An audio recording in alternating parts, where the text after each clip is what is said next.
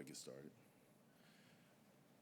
First of all, good morning to everyone, and welcome to the second presentation this morning. Like I told the first group, doing this 3 times so we can catch as many as we can as they come in, kind of explain where we're going and what we're doing. So first, on behalf of Deputy Commandant for Information Lieutenant General Carter and Deputy Commandant for Information IC4 Director, Mr. Jeff Hurley, I want to welcome you to the presentation, the training, not really training, kind of an informational brief on what we're doing, a transition from EGRC Archer, what we call MCAS, to EMAS.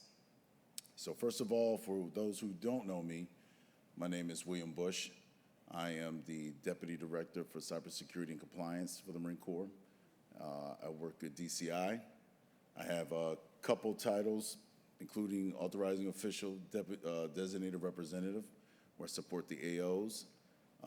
We have 2, Mr. Garang Dave and Dr. Corbin. So also in my capacity, CryptoMod, ComSec, PKI, it goes a list of things, so quite a few. One of those things that fall under me is EMAS or MCAS, so that's kind of why everybody's here to talk today. But let me also introduce Mr. Jamu Bohal. He works as a SCA analyst. He's also my SME when it comes to EGRC Archer, and he's going to assist with the transition as we move from MCAS into EMAS. So before I start going through some of the slides, let me give you a little background of how we got here and where we are now and what we're doing. So about 2011, 2012, there was a decision that I was going to move into from DICAP into RMF, and we're looking at different tools. So EMAS was a tool that was by DISA, and there's our tool, we had EGRC Archer, which we call MCAS. So I'm just saying, okay, where do we want to go? At that point, they were both at equal playing fields. There's a lot more functionality at that time that we had in EGRC Archer. So business-wise, it made sense to look at where we're going. All the other services decided to go EMAS. Marine Corps said, hey, we're going to stick with this Archer thing. That's where this all began, okay? Between the program office and DCI, there was a little bit back and forth of who would run the program. And in my opinion, in the position I'm at now, we should not be in the acquisition or lifecycle management of a system, okay? It belongs to Systems Command acquisition. But moving on from that, we decided to take this thing on and said, we're going to run this MCAS thing and go with it. In the beginning, we had plenty of support. We had Archer support, we had funding, things were working well, and those things dried up. We couldn't get the other services to buy in on Archer. So we kind of left alone and afraid out here with the system while others continued to move. And over a period of time, EMAS got better, started enhancing some of their functionality, and slowly start bringing in more and more customers as we gotta just kind of maintain. I took over this position that was detailed in August of 2022, and my first line of business was to come in and evaluate what would be the best system for the Marine Corps. Not what I preferred, what was best for the Marine Corps. So I set up a study, and with the Navy and others, we kind of looked at different systems, and the study continued on to about May or June of last year. We finally looked and got the results back from that. From those results, we had to look at a couple different factors. Cost, that's always key. And then we also had to look at where the Marine Corps wanted to be in conjunction with, this is a joint warfighting area now. We have to do things with others. So the other services, Army, Navy, Air Force, Space Force, Coast Guard in cases. So we had to look what was best. So overall, a determination was made, and that's how we came back to EMAS. Circle back after 13 years or so, right? We circled back. And I'm here today to tell you that is where we're going, all right? What I've done over the last couple years is we had to maintain MCAS. So we brought back Archer engineers, put them on a separate contract. They provide a lot of help to Jamu and his team to keep things running. And we're going to continue that, and I'll talk a little more about that until we get fully transitioned. So first part of this is going over, kind of laying out what EMAS is for those who are not familiar with EMAS, and kind of so you can see what it is it brings to the table. Part two is going to be kind of transitioning. How do we transition, and what is the plan? And it goes into a lot of different facets there, but we'll talk as much as we can. These slides I'll make available. They were provided to me by the the EMAS team. So these are not Will Bush's slides. I'm talking the slides they have. Originally, this was going to be a train-the-trainer kind of thing, but the schedule got cut back. So what I wanted to do is at least make it informative so you have an idea, and then we'll talk about how the training is going to be conducted for you guys out there, okay? So, and you can ask questions throughout. I would ask that if you have a question, use a microphone here in the back so everybody can hear you. We got people online, but I know sometimes we're just communicating, we're talking, and this is an open forum. So here on the first slide here, I'm not a man who reads slides. I like to just kind of tell you what things are going to be here because you can take a look at these, okay? Key thing here is the software as a service, which is crucial and key to where we want to go. We can take this thing and deploy where we want to. Marine Corps will have its own instance of EMAS, just like the other services. They all have their own individual instances, okay? So Army, Navy, Air Force, now Marine Corps will have his. So we're going to be just like everyone else. What that means is there's some customizable things we could do, but we maintain interoperability with the other services as we move forward with this. It operates on NIPR, and JWICS, by the way, and SAP, okay? So that's something different there. We've known about NIPR and SIPR on our end, but now, just so you know, M26, Lisa Lee is the AO on that side of the house. They have already moved over to EMAS as well. So that just makes sense now. We're all Marine Corps is all in the same family. We'll be in the same family, okay? And most of the SAP programs that are run by other agencies are also on EMAS. So again, interoperability. And we'll talk a little more about that. They provide a lot of support to us. Based on the contract we're going to probably move into with EMAS, they provide a lot of support for us across the board and allows us to tailor things that we need to tailor for the Marine Corps. But the key thing here is it allows us to gain from the other service. So let me give you an example. If the Army or the Air Force, if, you know, Master Guns comes up to me and says, hey, the Army has this reporting tool for that dashboard that they use in EMAS, I can reach out to EMAS and say, hey, we want what the Army has on that. When can you get it to us? And they say, oh, we'll just turn it on tomorrow. It's turned on. That easy. If we develop something, they get it as well. They can say, hey, we want what the Marine Corps has. That is a huge benefit for us because now we're spanning what we need, what we want to get. So the services that I've already built, so many tools, and we'll talk about here in a second, so many tools that they've built in order to enhance their A&A, their RMF process and provide dashboard information, threat analysis, and you hear things like TIMRA, Jupiter Havana, and all these other things are out there that are readily available. They're already built in natively to support and work with EMAS, so we gain all that if we need it, okay? So that's the key here. I wanted to touch on a couple of things on this one. RMF is not going away, so let me make it clear, okay? People say RMF is, sucks or whatever the case, I hear from the things, right? That's what we use. That's the mandate that we're running off of. And I ask you to get better at your art of this and continue doing RMF. This is just a tool that supports RMF. So I'm not here to replace RMF. We're not here to make things so you don't have to do RMF.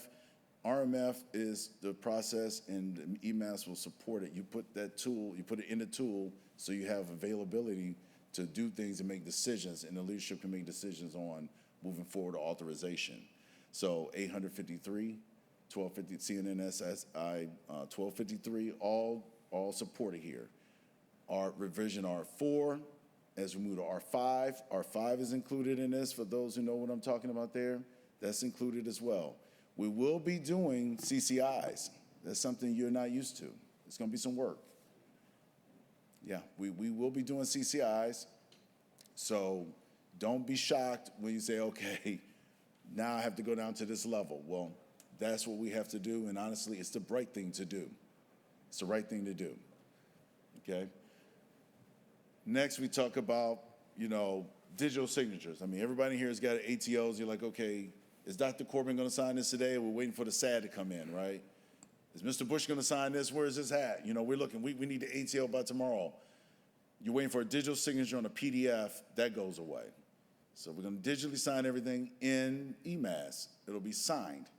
And guess what? If you're going out to Fort Huachuca and you're going into a joint exercise, you know how you're waiting around for the damn ATO because they won't let you connect to the J10 or whatever until you're out there, like the Army, and they have EMAS. They'll go in and say, okay, got it.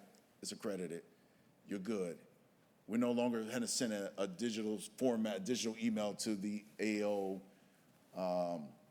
out at Fort Huachuca or whatever so you can get onto the J10 or do whatever joint exercise you're doing. So we're eliminating a lot of that. This is improvement, enhancement. This is making things better for you guys out here, okay? Inheritance. This is probably the biggest game changer for us across the board because I always use FATIS because that's an easy one. We know the Army owns FATIS. That's their system, program of record. The Marine Corps uses FATIS all the time. Right now, the Army does the ATO. We then take all that package, recreate it into MCAS. That's how it's done, by the way. And then we sign it, give you an ATO for something that already has an ATO. That goes away. So if FATIS is a system you have, we don't need to create a new record. It's already in EMAS. We can look at everything across the board. So Army, Navy, Air Force, we're all on the same board. We just say FATIS, record number 1111, whatever, and it goes over and say, okay, got it, you're good. ATO, you're signed. You don't have to worry about that anymore. If you get a denial authority, if they decide to kill the program, automatically it's killed. You're like, okay, well, it's done. Because you'll get notification that it's gone away, and that means that the Marine Corps is not covered, as you shouldn't be, because the Army was the program of record. They owned it. That's their choice. Same vice versa, by the way. Okay, so all the applications can be inherited, and reciprocity is just across the board is going to be much better. Okay, inheriting controls will improve.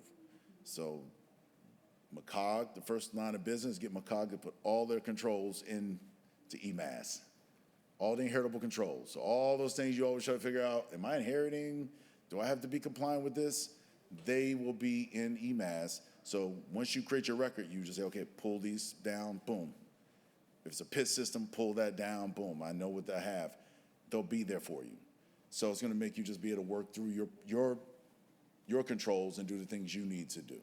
Save you some time there of wondering, okay? You can also inherit controls from multiple systems. So if it's 3 systems that you're inheriting controls from, you can do that. You can inherit from other sister services records. You can inherit their controls. So if you do take FATIS and say, well, we do this a lot in the Marine Corps, we're going to create another program that's going to do something on top of FATIS, kind of like modify it. And usually back in the past, if you did that, you basically have to do the full authorization because the way they have it authorized is the only way you can use it. Yep. But if you add something to it now, it's new. But if you do the inheritance model, FATIS, plus or whatever you want to call it in the Marine Corps, you inherit all the FATIS controls and you just do your controls. And guess what? Now you have FATIS plus and you're not having to go and do all this import of everything. You can inherit and modify on the fly. So a lot of flexibility here. Just want to touch on a couple things on this slide. Any questions here on this slide? This one here is a user community from EMAS, and you can see the growth here. And you can see why we chose to move off of McCass and get into this while we could, okay? So when they started here at the bottom left, you could see they were just getting started at the same time we were with McCass, okay? But they've grown exponentially. They've gotten better, and they've got a lot more customers. Obviously, the color code on the bottom is for unclass all the way up to SAP. That's kind of, we're showing how they transition. But as you move to the top, you can see all the services, and others just move into it. The only one you don't see, well, you do see it at the very, very top. You see USMC IC. That's what I just talked about. They just moved recently to EMAS, and we're coming right behind them. But before that happened, the Marine Corps was not on this at all. We were only ones that were not on this. The Army had already transitioned recently. They came off of ZACTA and put themselves in EMAS, so all the services are now there. And I'll show you the rest of the organizations, and it's huge. But anyway, they have about 58,000 users altogether, 60 organizations, 22 plus K systems, 300,000 plus authorization packages, and they do about 200 or so plus updates, new features annually, which is great. Because like I said, we gain benefit from any new feature that is developed. We don't have to put it in, by the way. So just because it's there, and that's the good thing about having your own instance, right? So just because the Army may have, they got overkill. Maybe they got like 2,000 or so plus applications. We're not going to get all of that. We don't need all of that. But if our programs of record, our Marines say, hey, we would like to have what the Army is using here, then we can get it. So we can take what we want, give back what we want. But we don't have to accept everything because we control our own instance, okay? So if I took the Army instance, what I'm saying is you would get all of that stuff, and you'd be like, I don't even know what half this stuff is. It's probably useless for some of us, right? But we start fresh. We will start fresh, and we will take what we need to take. Now, of course, I'm going to bring over the popular pieces, the things that we definitely want, the Jupiter Vanas, the Timras, and all this other stuff. There's several out there that you may be aware of. We'll use that stuff. But anyway, this is just showing you the growth here, and we kind of got late in the ball game on this one, but the decision now is rather late, late than never, right? And McCass is just not doing it. I knew that when I came. I've been doing this job for a long time, and when I stepped in this position, I already knew where we were. But I didn't want to just say, let's just jump to something. Because I see the Marines here. I know I heard from the fleet, like, when are we moving to EMAS? Why we just don't use EMAS? And I say, we are looking at it, because I kind of knew this is where this was going, but I didn't want to just make a rash decision, because my predecessor made a little rash decision on what he wanted to do here, and we're kind of stuck in that right now. I own responsibility. I'm in a position now, so I accept responsibility. But now it's time to make the change. Any questions here on this slide? Yeah, let's go ahead, Matt. Go ahead, Matt. Good to see you. Yeah, good to see you. I'm assuming that there's certain differences between what McCass tracks and what EMAS tracks. So whatever those values are that we had in McCass that don't quite fit in EMAS, is the plan to kind of shoehorn them into EMAS, or ask EMAS to add columns to track that stuff, or just stop tracking those things altogether? So I was going to hit on this a little bit later, and then Jamu, but let me throw this. I'm going to hit on it. We're not going to bastardize EMAS. What we did, and I was going to talk on, I think it's the next slide. No, let me talk to it now. Part of the transition, EMAS and McCass are like two separate entities, first of all. But what the Marine Corps did, it's kind of shameful. We got to accept it. We created our own terminology. We created our own fields. We created all this stuff. It doesn't match with anybody else, what they're doing. Unfortunately, the things you're talking about, if I brought all that over, we'd just be doing McCass 2.0, EGRC Archer 2.0 over here in EMAS. We could do that, but then you're like, what's the gain, right? What we need to do is be more in line with our sister services. Now, there's things we may want to do. We can look at adding. That's not going to change everything, but we need to be more in line. We can't just keep creating our own little verbiage and analogies, and we're good for that. I mean, but we're good at what we do. I mean, I get it, but we have kind of put ourselves there, so we're not looking to move all that over. And I'm gonna talk about transition in a minute on your end, but great question. I mean, would you disagree with me on that, Jamu, or? No, and we'll wait for later in the brief, but the deltas are large, and they exist. So it's going to, when we transition, needs to be a lot of review of what's going into EMAS to make sure that it fits. But we'll talk about it. Yeah, we'll get to great question. Here on this slide, this just kind of goes through not just the DoD RMF side of this. As you can see, at the very top, that's all our sister services, right? They're all there. Space Force too, by the way, all there. Below that, I mean, U.S., STRATCOM, I mean, you just go through the list here of everybody who's on EMAS. This is gonna make things a lot easier for us to because we're all over the place. We're attached to a lot of these units, but the ATO structure, they like, okay, you're in MCAS, I can't see the ATO for this thing. And they call you up, hey, can you give me the ATO for this? And then you call DCI and all this other, it is like, what are we doing?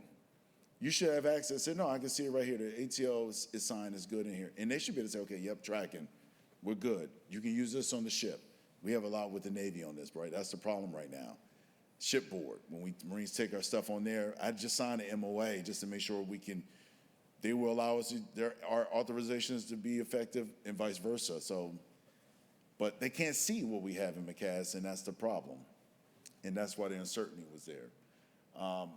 As you move further to the right, you see civil RMF, IC, and obviously, yeah, I haven't mentioned, but at FedRAMP, all our cloud stuff, EMAS, so inherited there too. You can inherit everything from there, everything's packages and everything. So, but I want to come back to the civil RMF piece as well. So part of,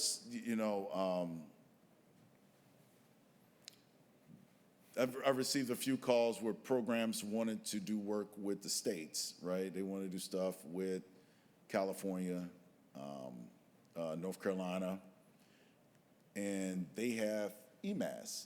They were on EMAS, and they want to say, hey, Will, how do we do reciprocity with them? Well, governments, state, we're like, shit.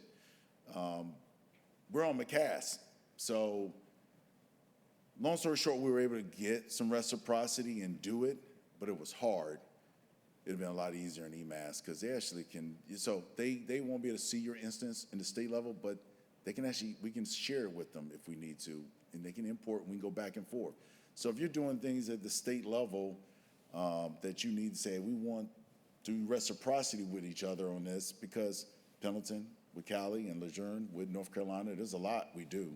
911 and SIP trunking and all this other stuff.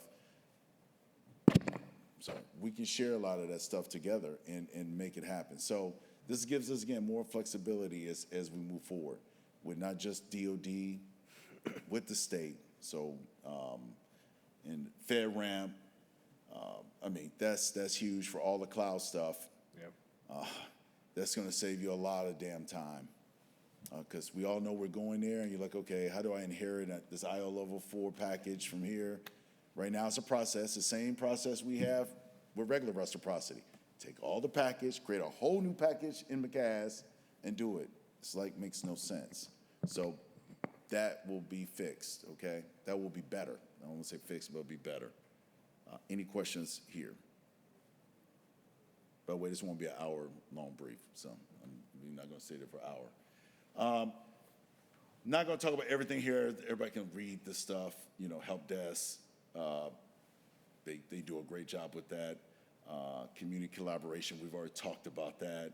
Enhancements and customizations, we've touched on that. And I can answer specific questions if you have. I want to touch on instructor-led training. I want to talk about training right here at this point, okay? We're going to do a full blitz of training, full blitz.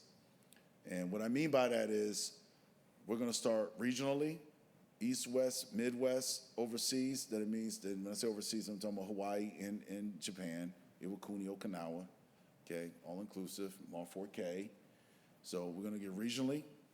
Then we're going to even train down at the base level. So then we're going to, have we done the West Coast, regional, Twin on Palms, Yuma, Barstow, you know, you name it, guy. We always say Pendleton, Miramar, but we're gonna blitz those bases and get as much training out there. This is all gonna be in-person training. You just get your Marines to it. So I look over at the senior enlisted here and say, get your Marines out there to it. It's about 3 days of training, but they can get hands-on.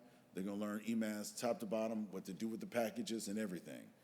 After we've done all of the bases in the regional, that's all done, then schoolhouse, we're teaching it, we've already started implementing, we're gonna get EMAS taught at the schoolhouse.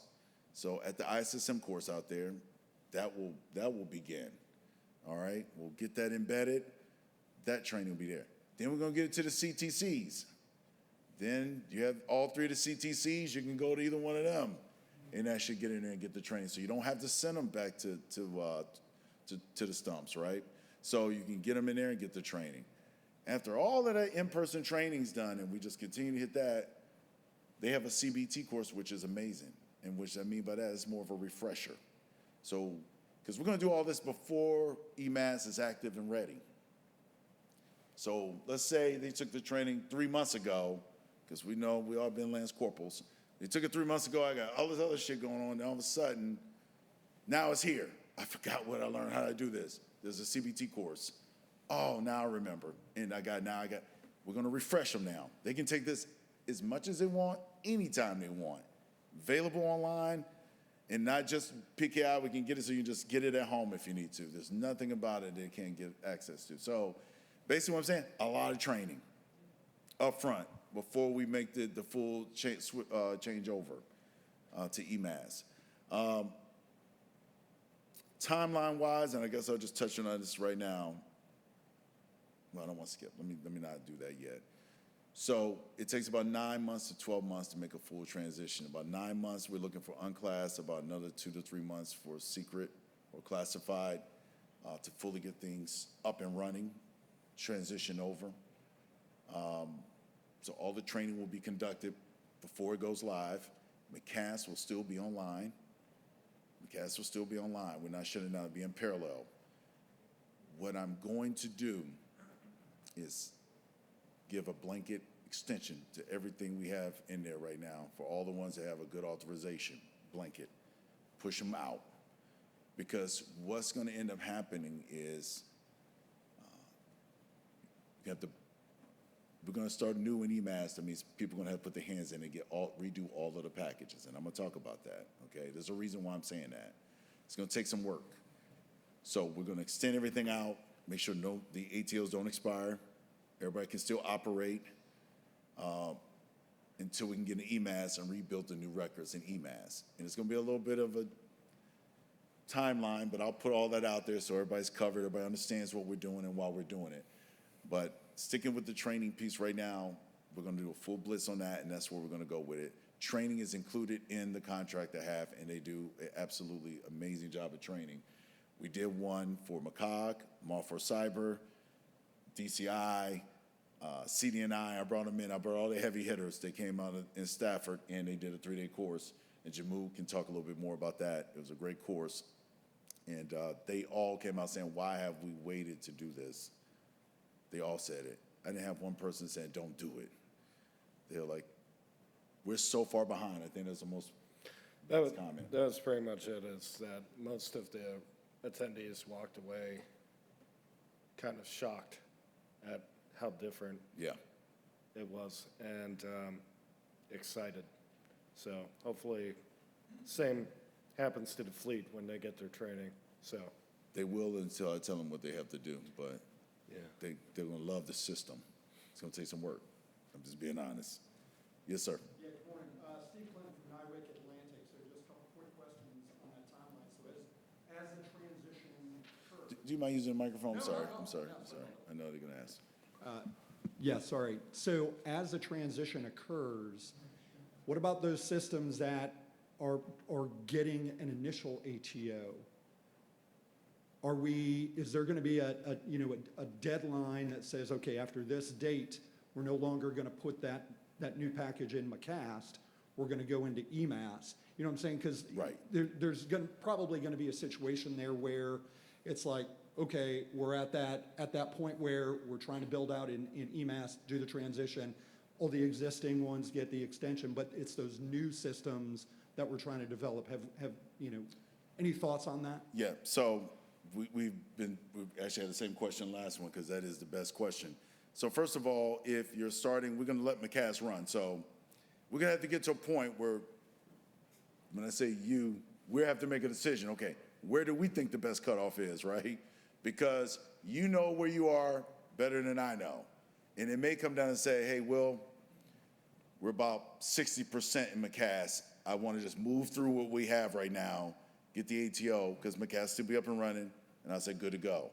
You may be just starting doing the control sets, and like, but maybe you don't need the ATO right now, and EMAS may be up in the next month, right? And we can just, what I don't want to do is have our Marines and our civilians doing duplicative work, right? I don't want them, because I would be frustrated. We've all been there, like, okay, I did all this. Oh, by the way, now take everything you did here, put it into the new system, and it's completely different. Like, why didn't I just do this from the get-go? So I'm trying to make sure we get the timeline set up right. And I probably, we'll continue everything until I say, okay, we're at a point now where everybody can get the unclass done. And say, okay, if you're at this point, moving into EMAS, let's do it that way. I will work with you guys. I'll work with you. I understand. It's kind of like, how do you turn on and turn off? And you're trying to get exercises done, you're doing things like that, IATTs, ITBs, even regular authorizations. So we'll work together on that. I'll have a full timeline. I was going to say this, and I guess I might as well point this out now. So I have a 0699 coming back to CY in another month or so. I think I have him coming on deck, he or she. And what I plan on doing with that Master Gunnery Sergeant is having him or her be my point of contact with the fleet. So we're going to get back to quarterly or monthly ISSM discussions, and he or she will pass where we are, where we're at with things, speaking to the senior leaders and all of the G6s and down to the companies, explaining, okay, here's what's going on. So quarterly at least, and he or she can say, okay, here's when EMAS will go live. Here's where we are right now in the transition. So he or she will be my voice for things going on. And I'll kind of give you an idea, like, okay, we're closer than I thought. Maybe we should hold off, or we're a little bit further away. It's been some slippage or something. So let's continue on in McCass, and we can make those decisions. But we're going to get the ISSM, I guess not training, it's more of a discussion that I think Master Gunnery Sergeant, retired Master Gunnery Sergeant Fickle used to do, right? And kind of have this person do that. So I know it's a long answer to it, but I want to make sure I'm clear on the support we're going to make sure we do for you guys. You're not going to be in the blind, right? Like, when is this happening? You'll know when it's going. When we start and where we finish, you'll know when we're there. And go ahead, Jim. There's been preliminary discussions of where exactly that cutoff would occur during the package creation. Like if you're post initial risk acceptance, maybe keep your package going in the cast until it gets authorized. It all depends on what the timing ends up being, but we'll have those details. Yeah. Thank you for the question. I'm going to throw it back up here. I don't want to care about contracts. This slide, these all slides I got from the EMAS team. They're a really solid group of guys, by the way. You see at the very bottom, continuous monitoring. This is how we get here. EMAS is the way we get here. So everybody's asking me about continuous authorizations, ongoing authorizations. The reason we have not been so successful in getting it done is because McCass can't support what we need to do to get there. We got to have a tool that can bring in automatic feeds and bring in the data automatically for us to make those decisions, to say, okay, we're good or we're not good. McCass, we really don't have a lot of ties into the systems we need to do that. So as we move into EMAS, there's a lot of things like the ACAS scans can go in, you get your poem created automatically, you can see if there's a scoring done.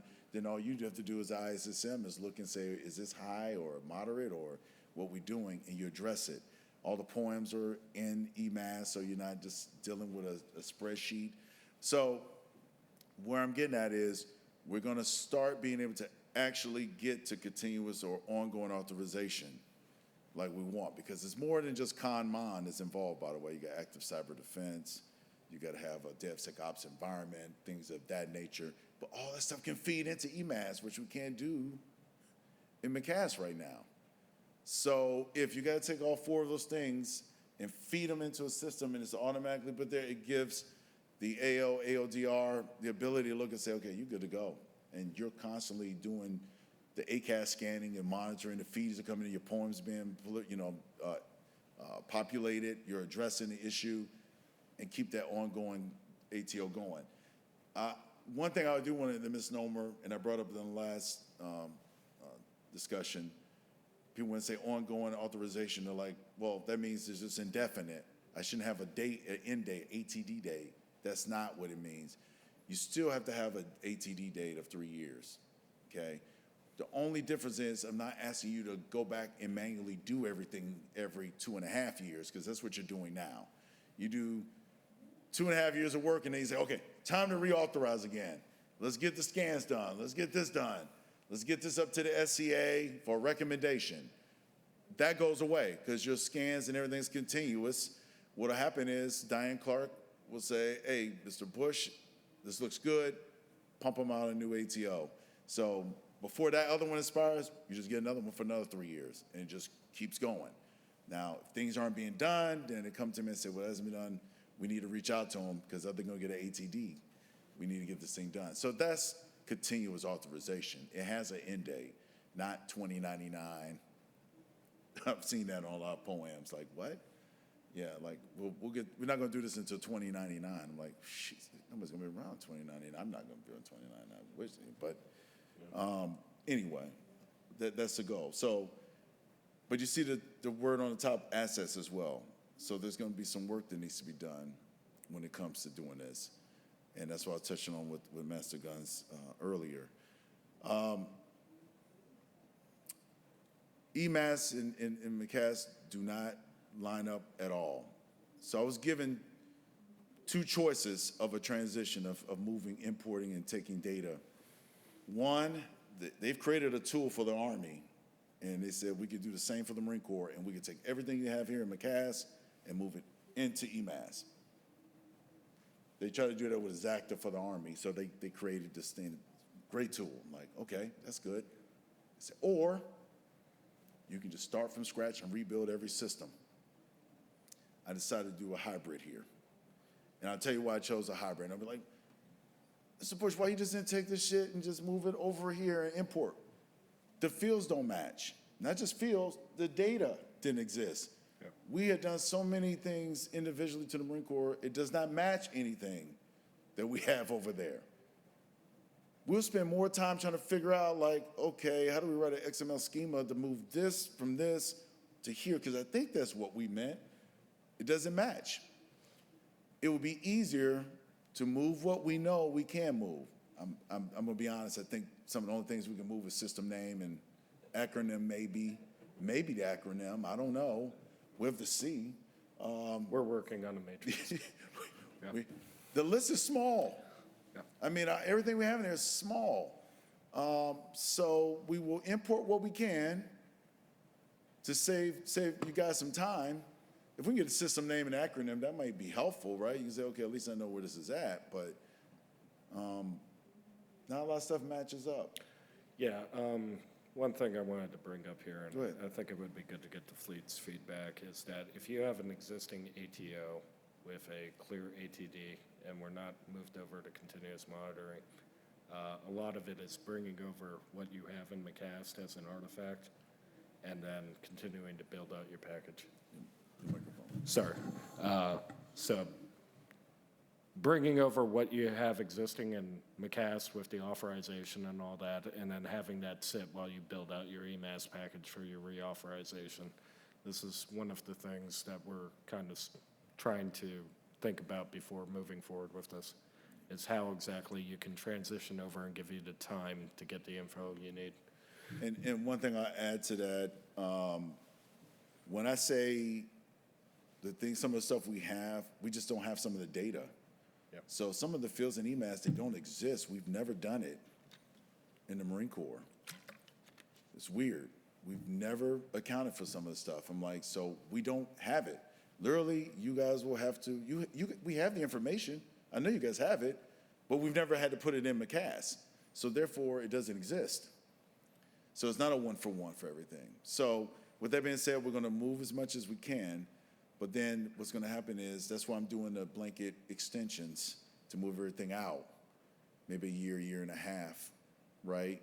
Because for each individual system, so give them more time, because it's going to take our Marines and civilians to go in and actually hand jam, fill in EMAS to put all the stuff in there, because they have to do hardware and software now. And by the way, it does connect to Dipper Don and Dipper in Datums, which is good. You can import. So if your system is correctly named, and it lines up what you have in Dipper Don, you literally ability to put that feed in, and so your hardware software can feed both back and forth. So any updates, one will go on the other, right? So if you've done it already, it might be easier just to import, but not a lot of programs have done that. Hardware and software, so Dipper and Dipper Don, that's Army, Air Force, and Navy, and Datums, okay, that's software. EMAS has direct connections to all of them. We don't have that in MCAS, right? So anyway, so it's going to be a little work. I think, I don't know if I brought up earlier, we got to do CCIs. That's going to take time. Some of our employees and some of our civilians have not ever done CCIs, because in the Marine Corps, we never did CCIs. But if you've looked at the Navy and the Army and the EMAS and stuff, you've seen these CCIs, so you know they're there. And so, yeah, they will be done. The good thing here is, again, once I get McCog initially to build their inheritance model, they will be doing the same, but they will be owners of most of that stuff. You inherit a lot of those things. You just have to worry about what you have on your end, all right? R5 is going to be there, so that's going to be part of the transition, like I said before. You don't have to worry about that. We're doing automatic transition for that. That's built in. Some of the things, the workflows, dashboards, you'll have access to a lot more dashboards. You can pull up and see where you're operating at right now, like how we're doing on our updates to certain systems. And that also allows us to see it at DCI, see what you guys have as well. You know, we don't have to keep asking. I'll touch on one last piece on this, and then I'll cut it because I hate to weigh on it because you probably have questions. But, you know, we did the Log4j thing some time ago. Everything ever remember that. That was painful. And why it was painful is because we had all the stuff in MCAS, but we really did not know what had Log4j or not. So everybody was just kind of like, oh, I think we do. I mean, we found a lot of things at that time, like, oh, yeah, but it's because we didn't do a very good job with our hardware, software, and our assets list, and it was not really, nobody was keeping it updated. But with EMAS, the good thing is, there's tools that will go in and say, yeah, this definitely has it, and it'll tell you, this system has it. So you can research it yourself, say, oh, okay, these two systems that I own have this.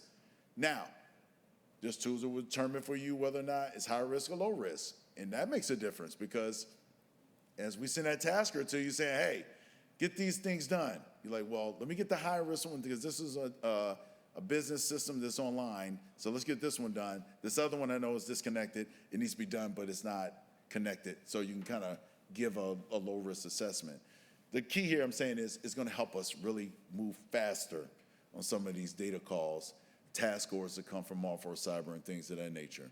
That's what we want to speed up and know what's out there quickly and not try to guess.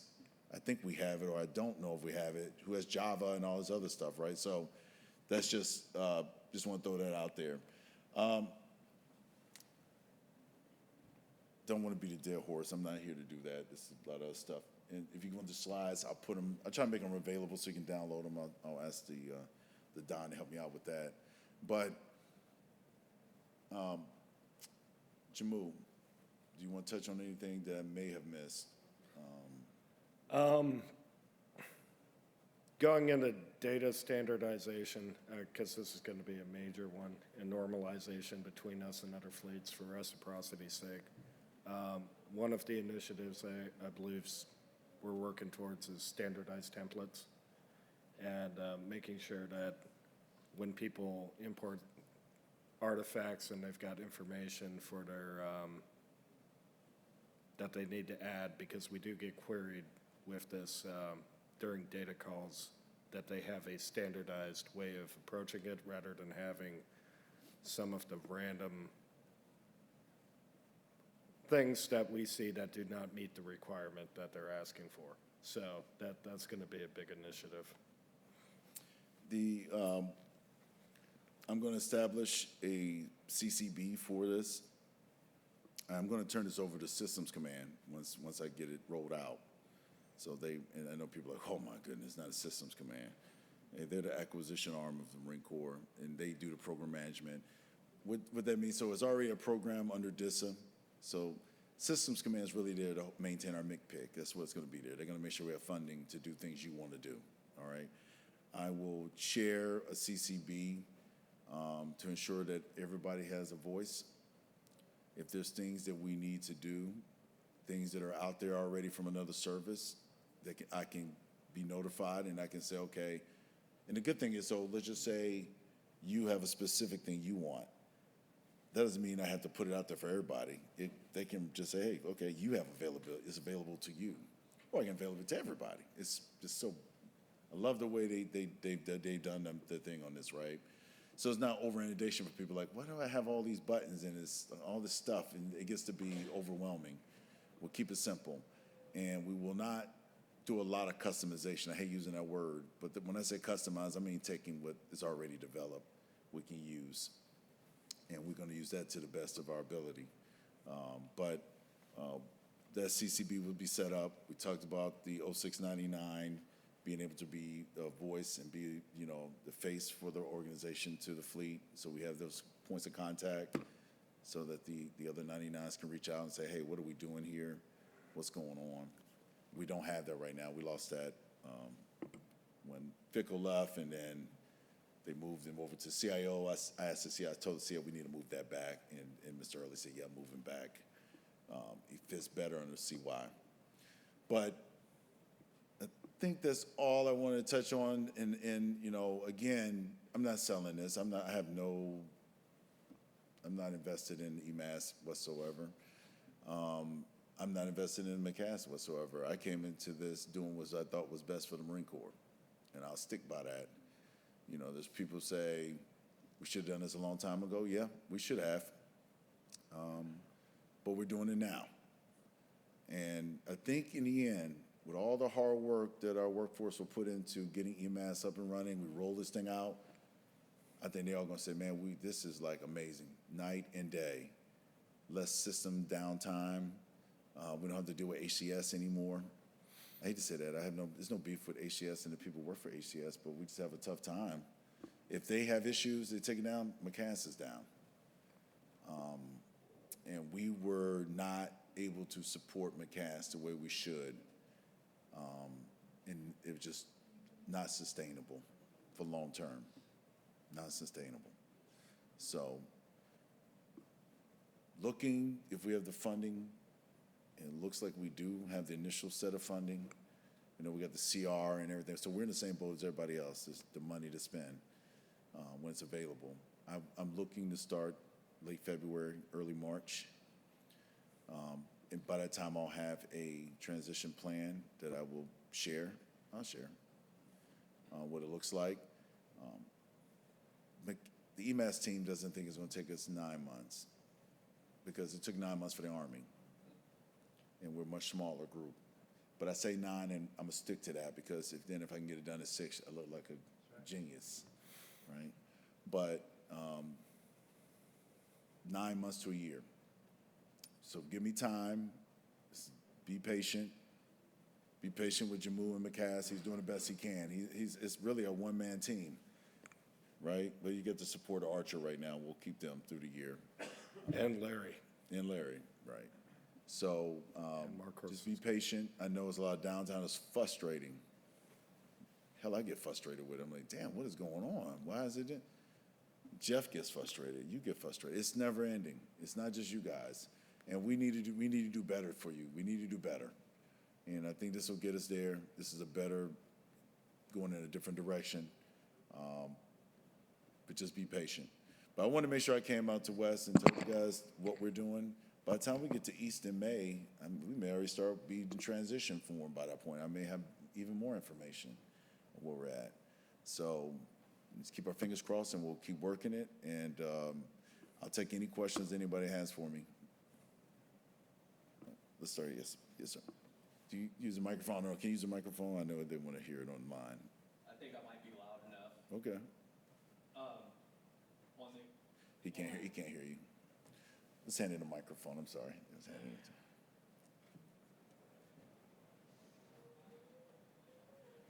Currently on McCast, we have the RMF steps.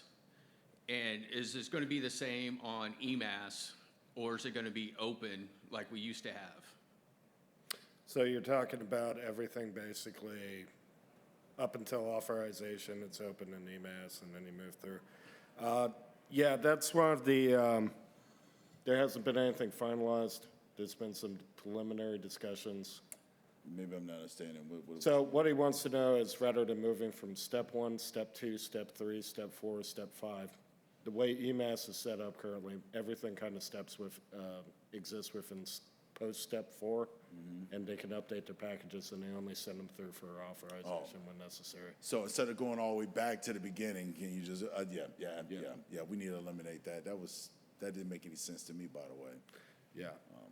But there are benefits to having packages within the steps for at least for tracking purposes for how long it takes something to get through certain areas. So I don't know. We're not there yet. Yeah. So more work to be done and more to be done on that, but we're gonna, we can take it back and take a look at it. Let's see what we can kind of discuss on and get with Jeff. I'll get All right. Thank you. Go ahead, Mr. Guns. Going back to the technical slide you had up there about continuous authorization, to achieve that, you kind of need to know, like, as soon as something's out of baseline. So sensors is up there. That's great. I assume you would put it in the RMF package that they have to, whoever the vendor is, has to provide a sensor and give you that information.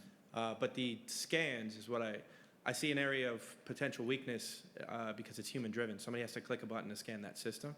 Are we looking at automating that at all?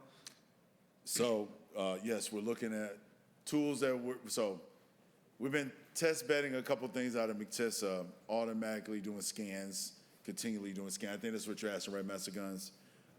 That's going to do the scans for you instead of a person having to execute, make sure they got, the right credentials, and we know all about that, and then upload and then those things. So, yes, we are looking at different tools. Some of those already exist, by the way. We just have not been able to take advantage of them. And again, even if we were automated at this point, the scans and stuff, it couldn't feed anywhere. So again, there's another person that's to come in, import it into something. So we're kind of trying to do both, right? Automated scans, automatically feed, and then let the person get in and evaluate the risk level for those vulnerabilities, right? From that perspective. So there are tools out there we are looking at, and a lot of these we can gain from the other services. So here's the thing. You maybe want to go to another point. We're talking about transition to EMAS right now, and this is all great. Once we see what some of these other tools are, we may be doing some training on some of these other tools and say, okay, hey, now we can use this. Now let's train them how to use this to do that, right, to feed in here. So this may be an ongoing, continuous training evolution outside of just how to do RMF in here and do stuff, right? Because when you see some of these tools, you'll be like, oh, man, we could do that. Let's get this out for everybody to see how we do it, especially our validators and things like that. So, yeah. Software factory. Yeah, absolutely. That's an excellent point. A lot of the frustration with using Archer is that we removed a lot of its functionality. We never used it. We never used a lot of the functionality we had. We just couldn't. We didn't know how to use it. Yeah, we didn't know how to put it in play.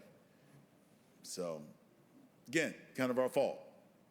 But in the end, we were building, and I still have built some APIs to interact with some of these other stuff, but the amount of work it takes makes no sense when it's already ready for EMAS, right? So I've kind of shut some of that work down and said, okay, look, Let's just focus on transition, and we'll bring that in.